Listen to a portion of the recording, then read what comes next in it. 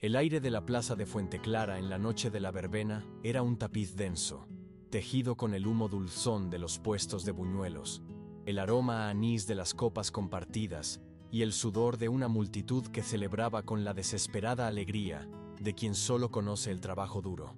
Juan Reyes se mantenía al margen, junto a los soportales de piedra, sintiendo el calor del gentío como una marea ajena que rompía a sus pies. Para él, la plaza no era un espacio de fiesta, sino un mapa de fronteras invisibles. Allí, bajo los farolillos de papel que teñían los rostros de un resplandor anaranjado y febril, se dibujaban con una claridad brutal las líneas que separaban a los dueños de la tierra de aquellos que la sangraban con sus manos. Él pertenecía a los segundos. Sus dedos, callosos y manchados por el aceite de los engranajes y el polvo de la era, se cerraban con una delicadeza impropia de su oficio sobre el pequeño objeto que guardaba en el bolsillo de su pantalón. Era una flor de azahar, tallada por él mismo en una rama de olivo centenario, pulida durante incontables noches a la luz de un candil hasta que la madera pálida se volvió suave como la piel. La había hecho para ella. Isabel de Valcárcel estaba en el centro de aquel universo, cerca del tablado donde los músicos arrancaban un fandango a sus guitarras. Reía, rodeada por las hijas de otros terratenientes, y su risa era como el sonido de una campana de plata en medio del estruendo. Llevaba un vestido de muselina clara que parecía flotar a su alrededor, una aparición de otro mundo en mitad del polvo y el vino derramado. Juan la observaba con una intensidad que era a la vez devoción y sacrilegio.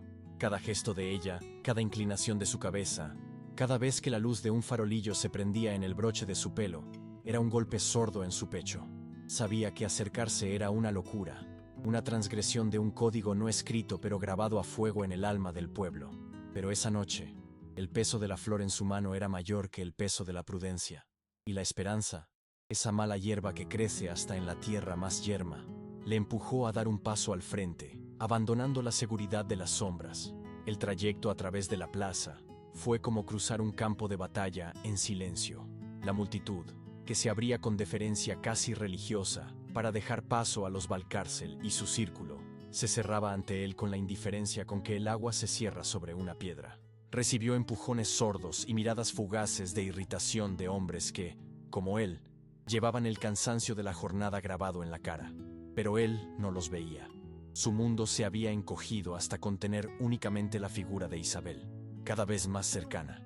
El estruendo de la música y las conversaciones parecía desvanecerse, reemplazado por el latido de su propia sangre en los oídos.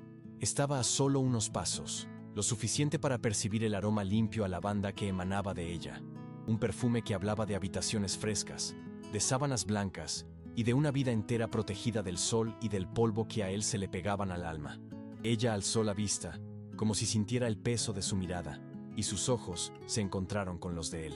En su expresión hubo un instante de sorpresa pura, una vacilación que a Juan le pareció un universo de posibilidades, un resquicio de luz en una puerta sellada.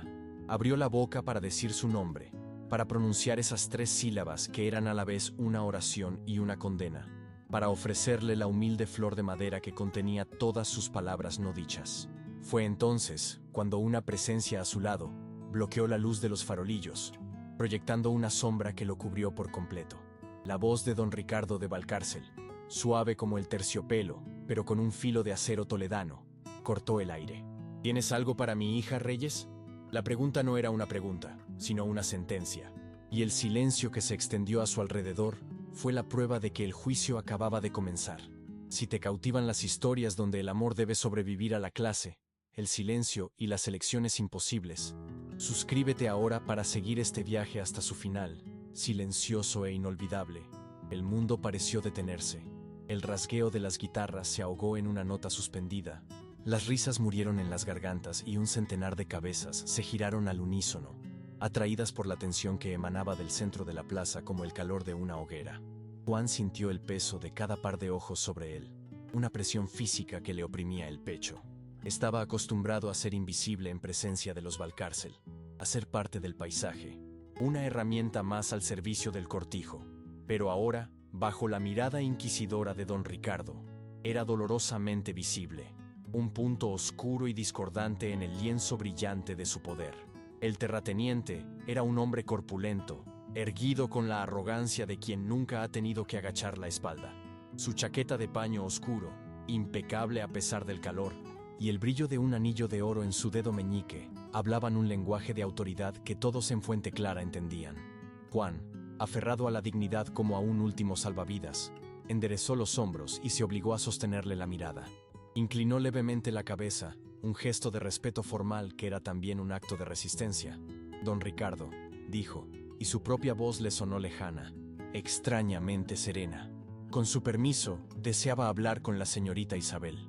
El murmullo que recorrió la multitud fue como el siseo de una serpiente. Era una audacia inconcebible. Un jornalero dirigiéndose al patrón en público, no para pedir trabajo o clemencia, sino para hablar con su hija. Era como si una de las piedras de la plaza hubiera pretendido conversar con el sol. Don Ricardo dejó que el silencio se espesara, saboreando el momento, consciente de su público. Una sonrisa lenta y despectiva se dibujó en sus labios, una mueca que no llegó a sus ojos fríos, y entonces soltó una risa. No fue una carcajada, sino un sonido corto, seco y brutal, el sonido de algo que se quiebra, y Juan supo que lo que se había roto en ese instante era el frágil hilo de su esperanza. ¿Un jornalero sin tierra? La voz de don Ricardo se elevó, no en un grito, sino con una calculada proyección que llegó hasta el último rincón de la plaza, asegurándose de que nadie se perdiera la lección que estaba a punto de impartir. Las palabras cayeron sobre Juan con el peso de una lápida, definiéndolo, sentenciándolo, recordándole no solo a él, sino a todos los presentes, el orden inmutable del mundo. Un hombre como tú, continuó, paladeando cada sílaba con cruel deleite. Un hombre como tú no es digno ni de pisar la sombra que ella proyecta. El ataque no era solo contra él, sino contra su linaje, contra la memoria de su padre y el recuerdo de la pequeña parcela que una vez fue suya, tragada por las deudas y la ambición de hombres como el que ahora lo humillaba. Con un movimiento rápido y preciso, don Ricardo le arrebató la flor de la mano. Juan sintió el roce áspero de los dedos del patrón contra los suyos, un contacto violento y profanador. No tuvo tiempo de reaccionar. El terrateniente observó la pequeña talla de madera por un instante, con una expresión de absoluto desdén, antes de arrojarla al suelo polvoriento. El pequeño trozo de olivo, que había costado tantas horas de paciente trabajo, quedó desamparado entre las pisadas y los restos de la fiesta. Entonces, don Ricardo levantó su bota de cuero lustrado y con una presión lenta y deliberada, la aplastó. El crujido seco de la madera al partirse fue un sonido minúsculo, casi inaudible en la inmensidad de la plaza, pero para Juan resonó como un disparo. Levantó la vista del desastre a sus pies y miró a Isabel. Su rostro estaba pálido como la cera, sus ojos abiertos de par en par, fijos en él. En ellos no había desprecio, sino un horror mudo, una impotencia que era el reflejo exacto de las rejas doradas de su propia jaula. Don Ricardo se inclinó ligeramente hacia Juan, su voz ahora un susurro venenoso. «Desaparece de mi vista, y no vuelvas a acercarte a mi hija jamás». Juan no respondió. Las palabras se habían atascado en su garganta, convertidas en una bola de orgullo herido y rabia impotente. Cualquier cosa que pudiera decir solo serviría para ahondar su propia humillación, y peor aún, la de ella. Su mirada permaneció fija en Isabel un segundo más, un segundo que se estiró hasta contener una despedida silenciosa, una disculpa y una promesa que ninguno de los dos podría nombrar. En sus ojos vio el destello de las lágrimas contenidas y una angustia tan profunda que le dolió más que el insulto del padre. Con una lentitud deliberada, le ofreció un último y casi imperceptible asentimiento, un gesto que no era de sumisión, sino de reconocimiento. Reconocía la verdad de la situación, la brutalidad de las barreras que los separaban. Entonces, se dio la vuelta. No corrió, no agachó la cabeza. Caminó con la espalda recta, con el paso firme y medido de quien cruza su propio campo después de una mala cosecha. Sintió cientos de miradas clavadas en su nuca, algunas compasivas, otras burlonas, la mayoría simplemente curiosas. La música del tablado volvió a sonar, un poco más alta que antes, como si intentara borrar a la fuerza la mancha de realidad que había ensuciado la fiesta. Nadie se interpuso en su camino. La multitud se abrió para él esta vez, no por respeto, sino para apartarse del apestado, del hombre que había sido señalado y expulsado del círculo de la decencia. Dejó atrás la luz de los farolillos y se adentró en la oscuridad de las callejuelas sin empedrar, donde el olor a vino y a fiesta era reemplazado por el olor a polvo y a pobreza. El eco de la humillación ya no ardía como una herida fresca. Se enfriaba lentamente, convirtiéndose en un peso duro y paciente en el fondo de su alma. Una deuda que la tierra misma parecía haber contraído con él.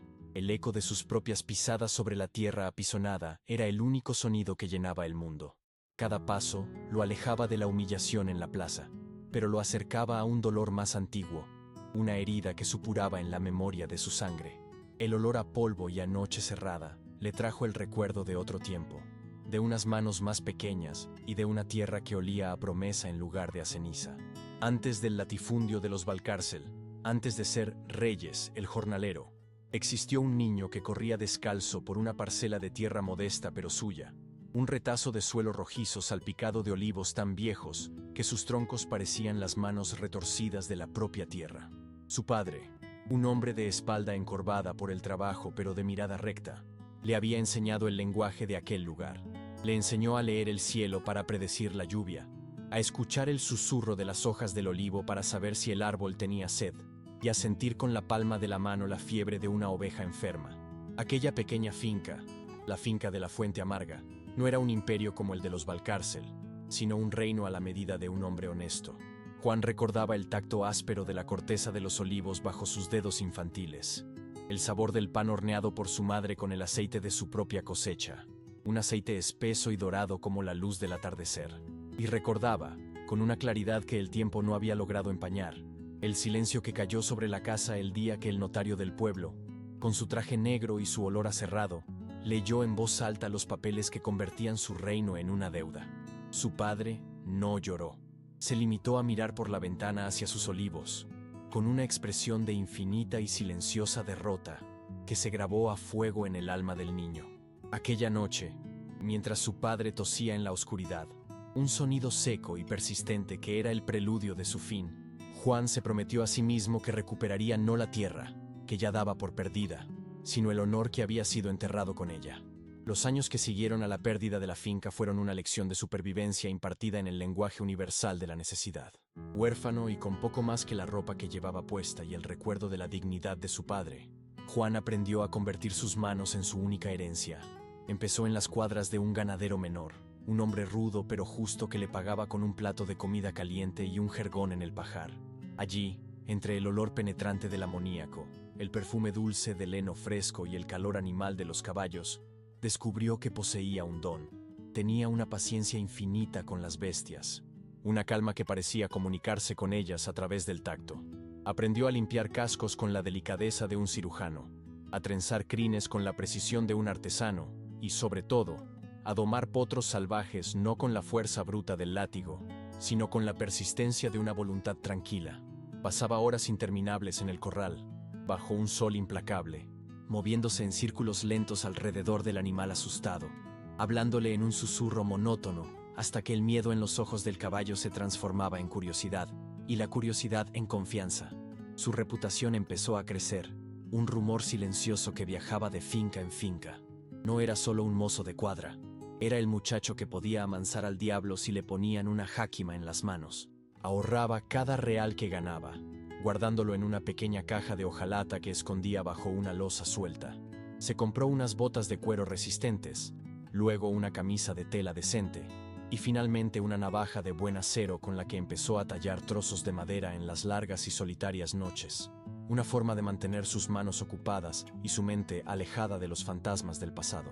Cada objeto adquirido, cada moneda ahorrada, era un pequeño ladrillo en la reconstrucción de sí mismo, un muro levantado contra el recuerdo de la indigencia, y cada día se acercaba más al lugar que representaba a la vez su resentimiento y su única oportunidad de prosperar, el cortijo de Valcárcel. La primera vez que puso un pie en las tierras de los Valcárcel, sintió como si el suelo bajo sus botas lo rechazara. El aire mismo parecía más pesado, cargado con el peso de la riqueza y el poder que habían aplastado a su familia.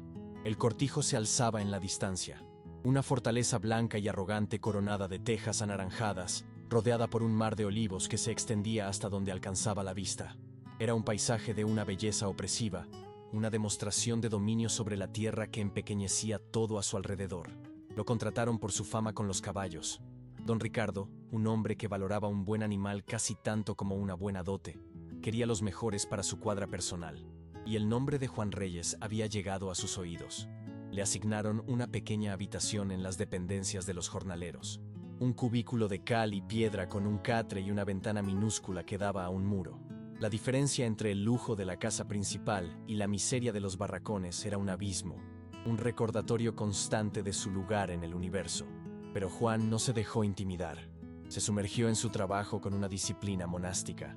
Se levantaba antes de que el primer rayo de sol tocara las almenas del cortijo, su aliento formando nubes de vaho en el aire frío de la madrugada. El agua helada del pozo en su cara era un bautismo diario que lo preparaba para la jornada. Su mundo se redujo a los sonidos y olores de la cuadra, el relincho suave de los caballos al reconocer sus pasos, el ritmo constante del cepillo sobre el pelaje lustroso, el olor a cuero y aceite de linaza. Encontró una extraña paz en la rutina, en la honestidad del esfuerzo físico.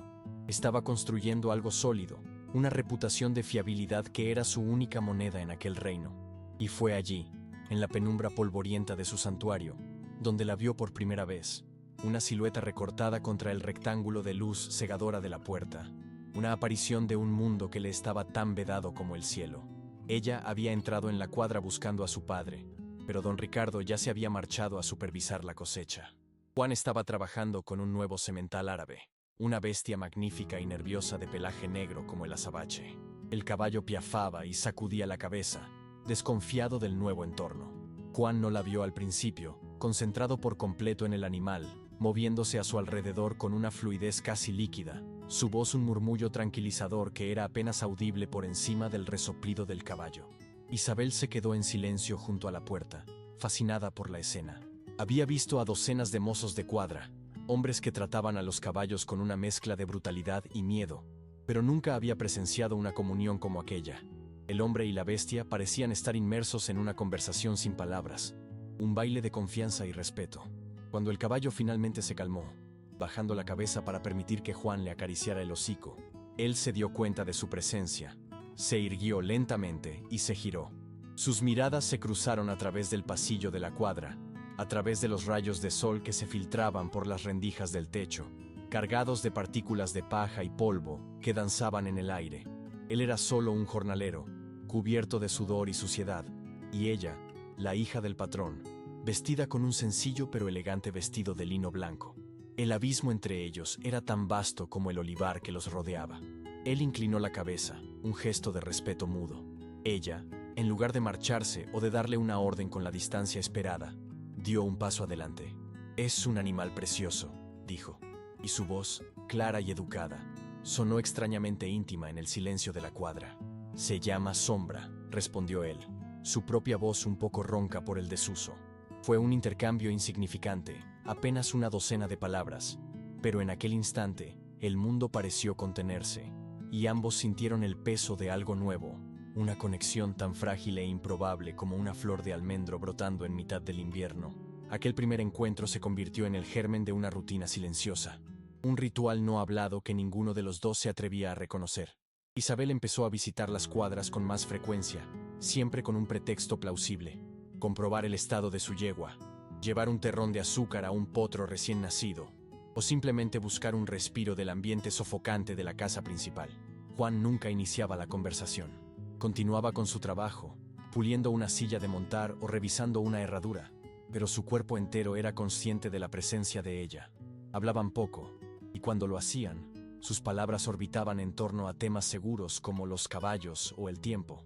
Sin embargo, bajo la superficie de aquella formalidad, crecía un entendimiento mucho más profundo. Él aprendió a descifrar sus estados de ánimo por la forma en que sujeta las riendas o por el tono de su voz al hablar con su yegua. Ella descubrió en él una inteligencia y una sensibilidad que contradecían brutalmente el estereotipo del jornalero ignorante. Un día, ella lo encontró leyendo un libro gastado durante su breve descanso para el almuerzo. Era una colección de poemas de Becker que él había comprado de segunda mano en el mercado de Córdoba. La sorpresa en el rostro de ella fue seguida por una curiosidad genuina. Le preguntó por su pasaje favorito, y él, con una timidez que le enrojeció las orejas, le recitó de memoria unos versos que hablaban de un amor imposible. No se miraron mientras él hablaba, pero el aire entre ellos vibró con el significado no dicho de las palabras. Unas semanas más tarde, él encontró una pequeña flor de lavanda prensada entre las páginas de su libro, que había dejado olvidado en un alféizar.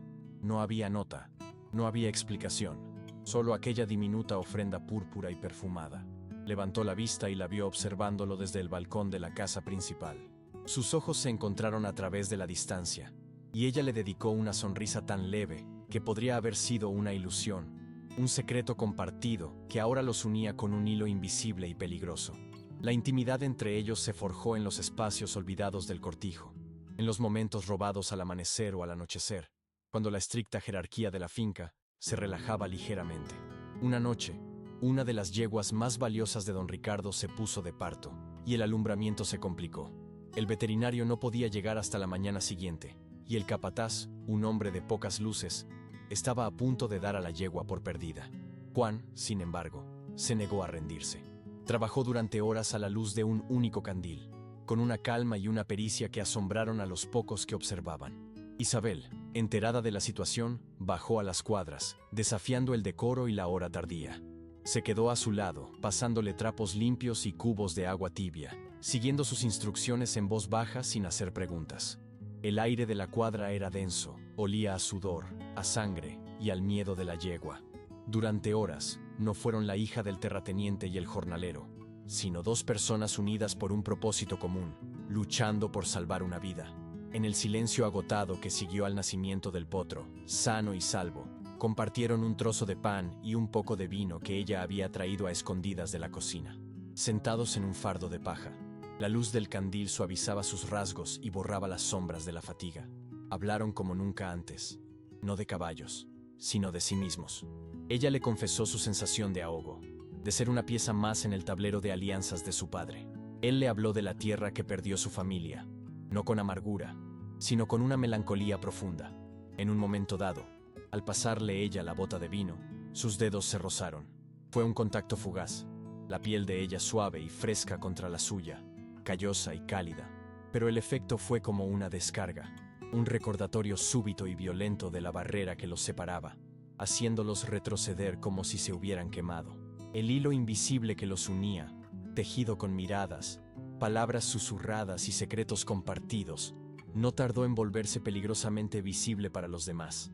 El cortijo era un microcosmos donde cada gesto era observado, cada palabra analizada y cada desviación de la norma registrada. La criada que veía a la señorita Isabel bajar a las cuadras con demasiada frecuencia, el capataz que notaba la forma en que los ojos del domador seguían a la hija del patrón, el sacerdote del pueblo que percibía una tensión inusual durante la misa del domingo. Todos eran piezas de un mosaico de vigilancia que se iba completando. Los rumores comenzaron como un murmullo apenas perceptible, como el zumbido de los insectos en una tarde de verano, pero pronto adquirieron la consistencia de un veneno. Se hablaba en las cocinas, en la taberna del pueblo, en los lavaderos junto al río. Las palabras eran siempre veladas, llenas de insinuaciones y sonrisas maliciosas. La niña Valcárcel tiene un interés muy grande por los caballos últimamente, decían. O, a ese Reyes se le han subido los humos, mira demasiado alto. Juan empezó a sentir el cambio en el ambiente. Las miradas de los otros jornaleros se volvieron más frías, una mezcla de envidia y desprecio. Recibió advertencias indirectas, comentarios dejados caer como piedras en un pozo. Hay árboles que es mejor no intentar trepar, Reyes, que la caída es muy larga, le dijo una tarde el mayoral, mientras afilaba un cuchillo con una lentitud amenazante. La presión se materializó finalmente en una orden directa de don Ricardo. A partir de ese momento, Juan tenía prohibido el acceso a la zona de la casa principal y sus alrededores. Su trabajo debía limitarse exclusivamente a las cuadras y los corrales más alejados. La orden no mencionaba a Isabel, no era necesario. Era un muro que se levantaba entre ellos. Una declaración de poder que dejaba perfectamente claro que el juego, si es que alguna vez lo hubo, había terminado. Con la prohibición de don Ricardo, el mundo de Juan se encogió de nuevo a los límites de su trabajo, pero la ausencia de Isabel lo convirtió en una jaula. Cada día era una lección sobre la distancia. Veía su silueta a veces, paseando por los jardines de la casa principal, una figura inalcanzable vestida de colores claros, y cada visión era un recordatorio de la futilidad de sus sentimientos. Se volcó con más ahínco si cabe en su labor, encontrando en el agotamiento físico un alivio temporal a la angustia de su corazón. Ahorraba su salario con una determinación febril, aunque ya no sabía muy bien para qué. Había acumulado lo suficiente para comprar una pequeña parcela de tierra en otro lugar, para empezar de nuevo lejos de allí.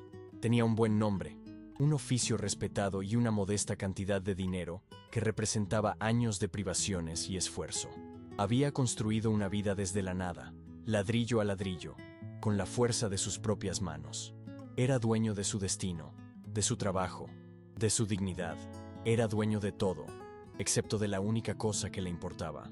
Una tarde, mientras limpiaba sus herramientas, su mirada se posó en su pequeña habitación, la cama toscamente hecha, la camisa limpia colgada de un clavo, la silla de montar que había comprado y que cuidaba como un tesoro, los pocos libros apilados en un rincón.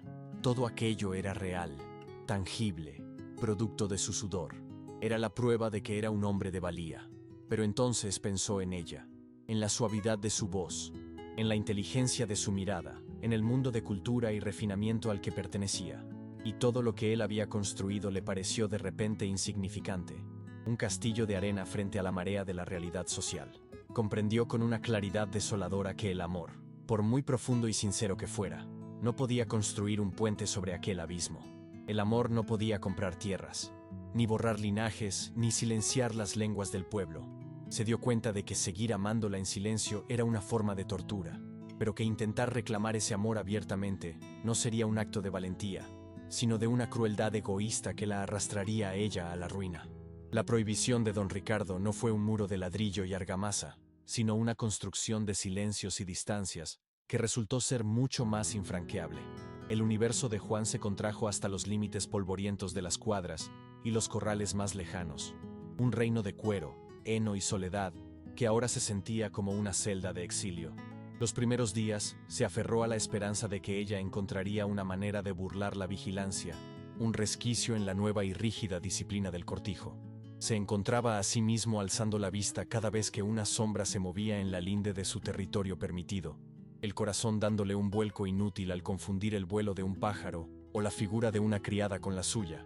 Pero los días se convirtieron en una semana, y luego en dos, y el espacio que ella solía ocupar en el umbral de la cuadra permanecía dolorosamente vacío. Una tarde, mientras cepillaba a Sombra con movimientos largos y rítmicos que no lograban calmar la inquietud de su propio espíritu, la vio. Estaba en el límite de los jardines, acompañada por su madre, doña Elena, una mujer de gestos medidos y una sonrisa que nunca alcanzaba sus ojos vigilantes. Isabel caminaba con una rigidez inusual, la cabeza ligeramente inclinada, escuchando el monólogo de su madre. Llevaba un vestido de un azul tan pálido que casi se confundía con el cielo del atardecer, y en sus manos sostenía un libro cerrado con tanta fuerza que sus nudillos estaban blancos. Sus ojos se desviaron por un instante hacia las cuadras, una mirada fugaz, casi furtiva, que Juan sintió como una brasa en la piel. Fue un destello de reconocimiento, de anhelo, pero también de una resignación que lo heló por dentro. Vio cómo doña Elena posaba una mano sobre el brazo de su hija, un gesto aparentemente afectuoso que, sin embargo, la hizo girar suavemente, redirigiendo su atención y su camino de vuelta hacia la casa principal. El mensaje era inequívoco. El muro no solo había sido levantado, ahora tenía guardianes permanentes, y el más formidable de ellos era el amor de una madre por el linaje y la reputación de su familia. El golpe definitivo llegó una semana después, no con la violencia de una confrontación, sino con la frialdad de una hoja de papel.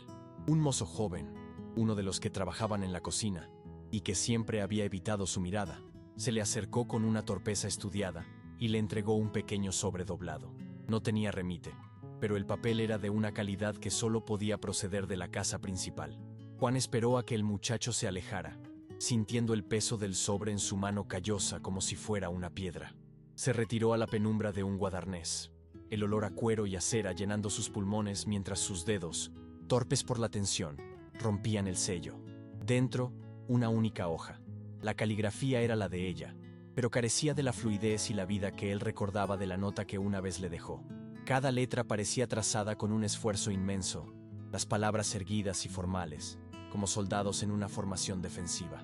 El texto era breve, una excusa cortés por no haber podido bajar a interesarse por el nuevo potro, seguida de una frase que le pareció una sentencia de muerte. Mi padre considera que mis deberes y mi atención deben centrarse ahora en otros asuntos más acordes con mi posición. No había firma, solo sus iniciales, grabadas con una impersonalidad que era más cruel que cualquier insulto. Juan leyó la nota una y otra vez, buscando entre las líneas un mensaje oculto, una señal de resistencia, pero no encontró nada. Era una puerta cerrándose, el sonido del cerrojo corriendo en la cerradura. Dobló el papel con una precisión mecánica y se lo guardó en el bolsillo de la camisa, donde el filo del papel le rozaba la piel sobre el corazón. A su alrededor, el trabajo de la finca continuaba, indiferente a su mundo que se desmoronaba. El mayoral pasó a su lado y le dirigió una mirada que era una mezcla de lástima y advertencia, un reconocimiento silencioso de que la lección impartida en la plaza del pueblo seguía su curso inexorable, y él acababa de recibir la prueba escrita de que la había perdido. If you are finding value in this story of dignity and silence, please like this video. It helps us share these forgotten lives. La siguiente vez que fue a Fuente Clara a por provisiones, sintió el cambio en el aire del pueblo como un animal siente un cambio en el viento que precede a la tormenta. Ya no era simplemente Juan Reyes, el domador de caballos, un hombre respetado por su oficio. Ahora era el jornalero que había osado mirar demasiado alto, el protagonista de un cuento con moraleja que se susurraba en las puertas de las casas y en la barra de la taberna. La gente no era abiertamente hostil, la crueldad del pueblo era más sutil, una herida infligida con alfileres en lugar de cuchillos. El tendero, que antes le gastaba bromas y le preguntaba por los caballos, ahora le atendía con una eficiencia gélida, evitando su mirada, llamándole Reyes, con una formalidad que establecía una nueva distancia. En la taberna, donde se detuvo a beber un vaso de agua para aplacar el polvo del camino, un silencio incómodo cayó sobre el grupo de hombres acodados en el mostrador. Pudo oír fragmentos de sus conversaciones reanudadas en voz baja, palabras como deshonra, pretensiones, y cada uno en su lugar. Nadie se dirigió a él. Estaba socialmente aislado, convertido en un fantasma al que todos veían pero nadie reconocía. La humillación más profunda, sin embargo, le esperaba en la plaza. Vio a Isabel. Caminaba junto a su padre y a un joven desconocido, un hombre de su misma edad pero que se movía con la confianza y la elegancia que solo el dinero y un apellido antiguo podían conferir. Llevaba un traje de lino claro cortado a la perfección y un sombrero de paja de ala ancha que le protegía del sol inclemente. Reía de algo que el joven le decía, una risa que a Juan le sonó forzada, frágil como el cristal. Sus miradas se cruzaron por una fracción de segundo a través de la plaza soleada. En los ojos de ella vio un pánico momentáneo, seguido de una súplica silenciosa, antes de que apartara la vista y centrara toda su atención en su acompañante, como si él no existiera. Don Ricardo, sin embargo, sí lo vio. El terrateniente le dedicó una sonrisa lenta, satisfecha, una demostración de poder absoluto que decía sin palabras: este es su mundo, este es su futuro, y tú no tienes parte en él. Los días se convirtieron en un ejercicio de resistencia pasiva, una forma de soportar el peso de una realidad que ya no podía negar. Juan se sumergió en su trabajo con una ferocidad silenciosa, buscando en el cansancio de sus músculos un bálsamo para la herida de su alma. La cuadra se convirtió en su monasterio y su refugio, un lugar donde las reglas eran simples y honestas. Un caballo no juzgaba tu linaje, solo la calma de tu mano y la firmeza de tu voluntad. A veces, por la noche, cuando el cortijo estaba en silencio, se sentaba en el umbral de su pequeña habitación y miraba hacia la casa principal. Las luces de los candelabros se derramaban por las ventanas del gran salón, siluetas se movían tras los visillos, y a veces le llegaba el eco lejano de un piano o de una risa educada. Imaginaba a Isabel allí dentro, atrapada en una red de obligaciones y expectativas, desempeñando su papel de hija obediente. Una noche, mientras volvía de revisar a una yegua enferma, pasó cerca de la terraza trasera, oculta por un seto de jazmín cuyo perfume era casi abrumador en la quietud de la noche. Oyó voces, la de don Ricardo, baja y autoritaria, y la de Isabel, apenas un susurro. No pudo evitar detenerse, oculto en las sombras. «Es un buen partido, hija», decía el padre. «La unión de nuestras tierras con las de los Mendoza nos convertiría en la familia más poderosa de toda la provincia. Es tu deber, es por el nombre de los Valcárcel». Hubo un largo silencio, y luego la voz de Isabel, quebrada por una emoción que Juan no pudo descifrar. «¿Y qué hay de mi felicidad, padre? La respuesta de don Ricardo fue rápida y cortante como un latigazo. La felicidad es un lujo para poetas y mendigos. Nuestro mundo se construye sobre la tierra, el honor y la responsabilidad. Cumplirás con tu deber. Juan se retiró sin hacer ruido. El aroma del jazmín, ahora nauseabundo, asfixiante. Las palabras de su padre no eran las de un tirano, sino las de un hombre que creía ciegamente en el orden de su mundo. Y en ese instante, Juan comprendió con una claridad terrible que él no era solo un obstáculo para un matrimonio. Era una amenaza para la supervivencia misma de ese mundo. Y que amarla era, en efecto, desear su completa destrucción. La revelación que tuvo en la oscuridad, entre el perfume de los jazmines, cambió algo fundamental dentro de él. El anhelo no desapareció, pero se transformó, despojándose de toda esperanza y convirtiéndose en una especie de dolor protector. Comprendió que la batalla no era suya, que nunca lo había sido. Él luchaba por un amor que creía liberador, pero para ella, para su mundo, ese amor era una condena. Su presencia en el cortijo, su mera existencia, era una fuente de conflicto y sufrimiento para ella, una carga que la obligaba a elegir entre su corazón y su deber, una elección imposible que ninguna persona debería tener que hacer. Y con esa comprensión nació una nueva determinación. Si no podía luchar por ella, al menos podría protegerla. Y la única forma de protegerla era eliminándose a sí mismo de la ecuación. Empezó a construir su propio muro, uno hecho de indiferencia calculada. Dejó de mirar hacia los jardines, cuando sus caminos se cruzaban por casualidad a la distancia, en los límites de sus respectivos territorios. Él era el primero en desviar la mirada, en encontrar una tarea urgente que requería su atención en la dirección opuesta. Una mañana, la yegua de Isabel perdió una herradura. Normalmente, ella habría bajado a la cuadra, y él habría aprovechado esos minutos robados para estar cerca de ella.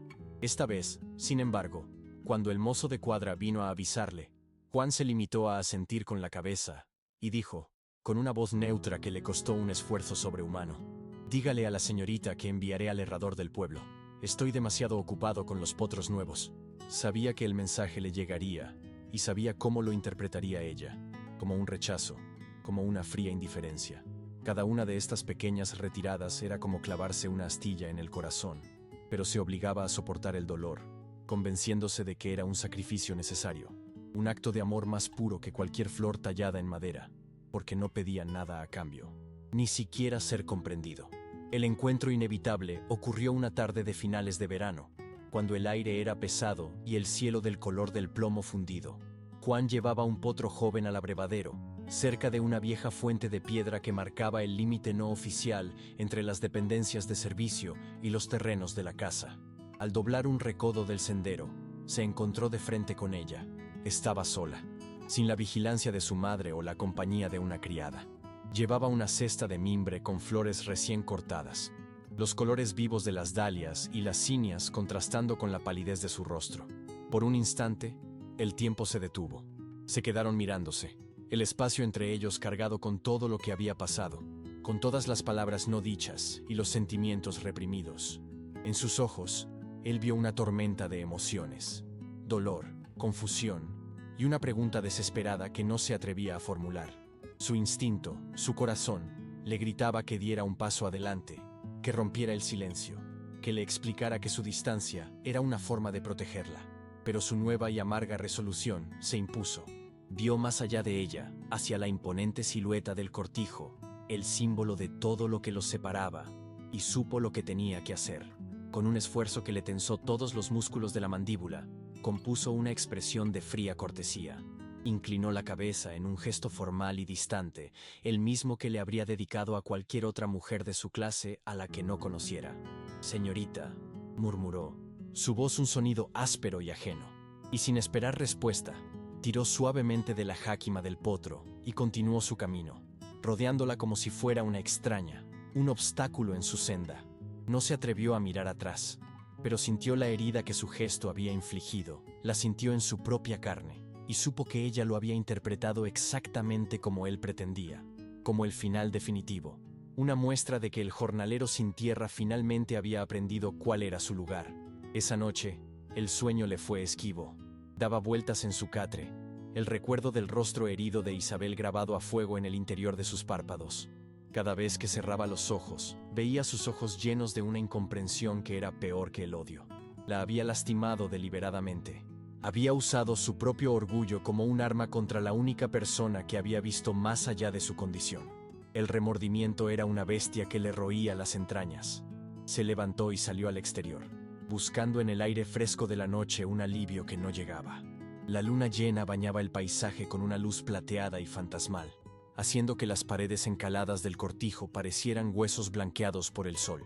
Se dirigió instintivamente al guadarnés, su santuario. A la luz de un candil, sacó la pequeña caja de hojalata de su escondite.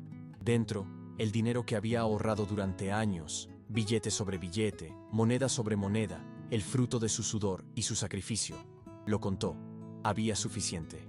Suficiente para comprar un billete de tren, para marcharse lejos, a un lugar donde el nombre de Valcárcel no significara nada. Suficiente para empezar de nuevo, para construir otra vida sobre las cenizas de esta. La idea, que antes había sido una vaga posibilidad, ahora se solidificó en su mente con la fuerza de una certeza ineludible. Quedarse allí era prolongar la agonía de ambos. Su presencia era una fuente de veneno, un recordatorio constante de lo que no podía ser, la única decencia que le quedaba, el último acto de amor verdadero que podía ofrecerle, era desaparecer, borrarse de su vida por completo, para que ella pudiera sanar, para que pudiera cumplir con su deber sin la sombra de su recuerdo persiguiéndola.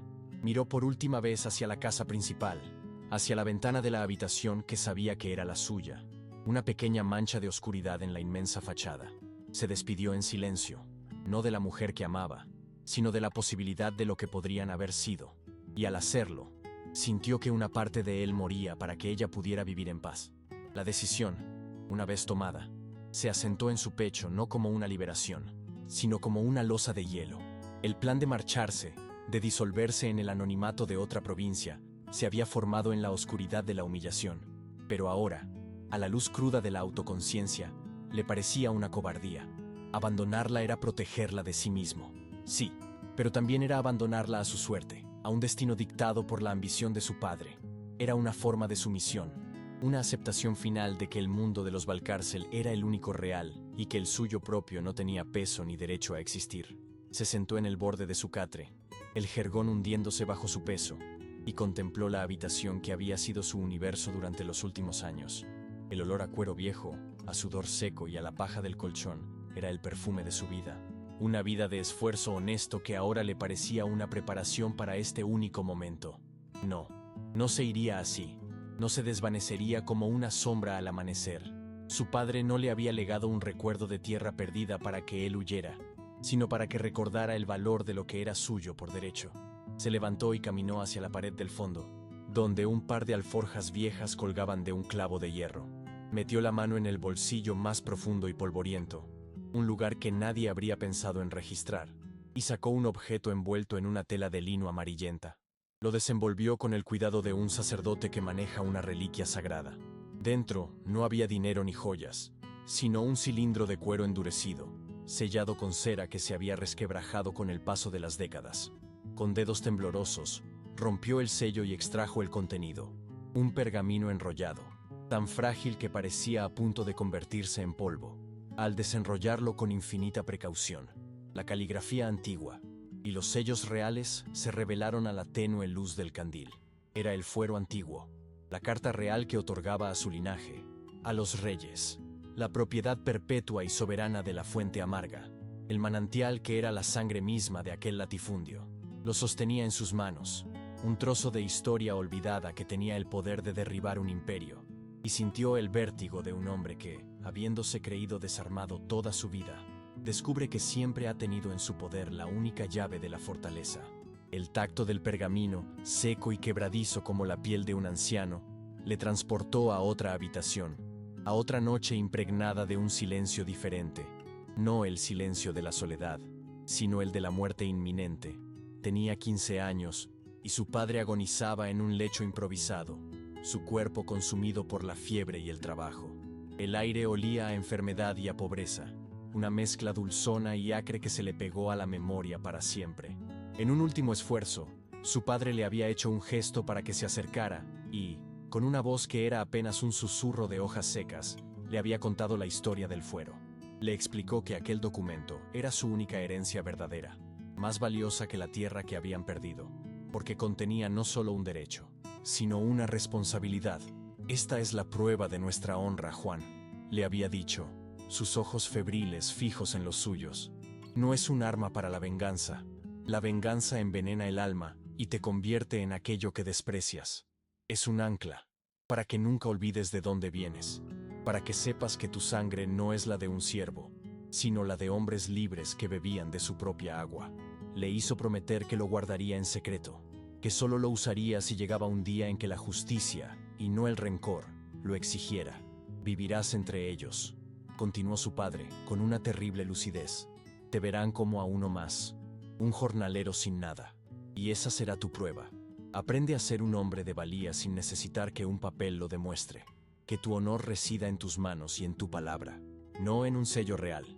Solo así, si llega el día de mostrarlo, lo harás como un hombre justo, y no como un mendigo que reclama una limosna. Juan había guardado esa promesa como un juramento sagrado. Había vivido su vida según aquel código, construyendo su valía desde cero, demostrándose a sí mismo que era digno de su apellido sin necesidad del pergamino. Pero ahora, las palabras de su padre resonaban en su cabeza con un nuevo significado, y una pregunta terrible se abría paso en su conciencia. ¿Qué era la justicia en un mundo donde el amor se trataba como una propiedad más, que se compraba y se vendía? Durante años, el fuero había sido una fuente de orgullo secreto, un consuelo en las noches de soledad, la prueba de que él era más de lo que el mundo veía. Pero nunca, ni en sus momentos de mayor resentimiento, había considerado seriamente usarlo. Sabía lo que sucedería. Podía imaginar la escena con una claridad cinematográfica, la oficina del notario, la incredulidad en el rostro de don Ricardo, la humillación del hombre poderoso despojado de su fuente de riqueza frente a todos. Podía saborear la venganza, dulce y terrible. Se convertiría de la noche a la mañana en el dueño de facto del destino de los Valcárcel. El pueblo entero, que ahora lo despreciaba, se inclinaría ante él. Le ofrecerían el mejor sitio en la taberna, el saludo respetuoso del alcalde, la sonrisa servil del tendero. Y don Ricardo, atrapado, sin otra opción, le ofrecería la mano de su hija. Se la entregaría como parte del trato, una pieza más en la negociación por el agua, la paz y la supervivencia de su linaje. Isabel sería suya, legalmente, socialmente, indiscutiblemente suya. Pero la idea, en lugar de llenarlo de triunfo, le provocó una oleada de náuseas. El amor que sentía por ella, nacido en el respeto mutuo, en la admiración silenciosa por la esencia de quién era él más allá de su condición, se convertiría en una transacción. Él no sería Juan Reyes, el hombre que ella había llegado a conocer en la quietud de las cuadras. Sería el hombre que había comprado su libertad y la había reclamado como un premio. La miraría a los ojos cada día y vería el reflejo de la jaula que él mismo había construido para ella. Una jaula dorada, sí, pero una jaula al fin y al cabo. Y en ese momento, el jornalero sin tierra que se había ganado su respeto sería reemplazado por otro terrateniente más, otro hombre que usaba el poder y la propiedad para conseguir lo que quería, convirtiéndose exactamente en la clase de hombre que su padre le había advertido que no fuera. La otra opción era la que había planeado originalmente: desaparecer, coger su dinero, el fuero y su dignidad intacta, y marcharse. Podía vender el pergamino a algún inversor de la capital, a alguien sin escrúpulos que estaría encantado de exprimir a don Ricardo. O podía simplemente guardarlo, dejar que el pasado se quedara en el pasado. Se imaginaba a sí mismo en otra tierra, quizás en las dehesas de Extremadura o incluso más lejos, en las Américas, donde se decía que un hombre podía forjar su propio destino sin el peso de los apellidos. Compraría un pequeño rancho, criaría caballos. El trabajo era su única certeza, su refugio. Podría tener una vida tranquila, una vida de paz. Se casaría tal vez con una mujer sencilla que no supiera nada de Fuente Clara, que lo amara por el hombre que era, por la seguridad que podía ofrecerle. Sería una buena vida, una vida honorable, la vida que su padre habría querido para él. Pero al pensar en ello, la imagen del rostro de esa mujer anónima se desvanecía y era reemplazada por la de Isabel. Recordó la forma en que sus ojos se iluminaban al hablar de un libro, la compasión en su voz cuando hablaba de un animal herido, la valentía silenciosa con la que soportaba el peso de su jaula dorada. Dejarla atrás no era solo renunciar a su propio amor, Era condenarla a una vida que la ahogaría lentamente, una vida junto a un hombre elegido por su padre, un hombre que nunca vería la luz que ella llevaba dentro. Marcharse en